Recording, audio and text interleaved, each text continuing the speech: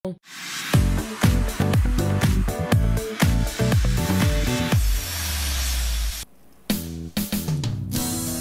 naman ng pagdiriwang ng ika-85 anibersaryo ng kauna-unahang radyo sa Pilipinas, 2 regalo ang inihanda ng DZRH para sa masugid nitong mga tagapakinig, pati na rin sa mga ka-birthday nito.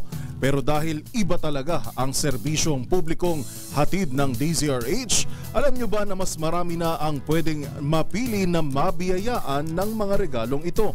Kung bakit, alamin natin sa The Better News Report ni Arnold Herrera. 85 years na ang kauna-unahang radyo sa Pilipinas sa darating na July 15. At kasabay ng engrandeng selebrasyon na ito, naglunsad kamakailan ng DZRH ng 2 promo bilang regalo sa mga naging kaagapay nito sa patuloy na pamamayagpag sa Himpapawid. Ang Gawad Pamilyang Pilipino at DZRH ka-birthday promo. Pero dahil hindi matatawaran ang malasakit at serbisyong publiko ng DZRH, may isa pa itong pahabol na regalo.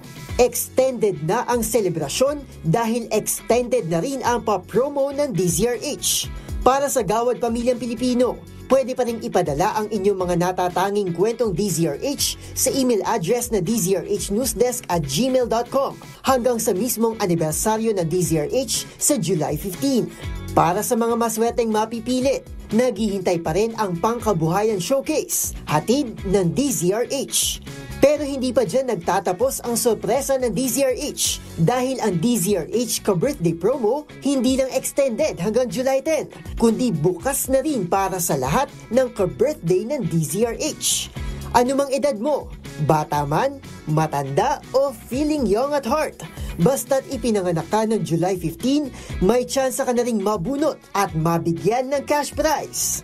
Manatiling nakatutok sa DZRH at DZRH TV para malaman ang buong promo mechanics. Kaya naman humabol na at baka ikaw na ang seswertehin ngayong darating na July 15. Para sa MBC TV Network News, ito si Arnold Herrera. Sama-sama tayo, Pilipino.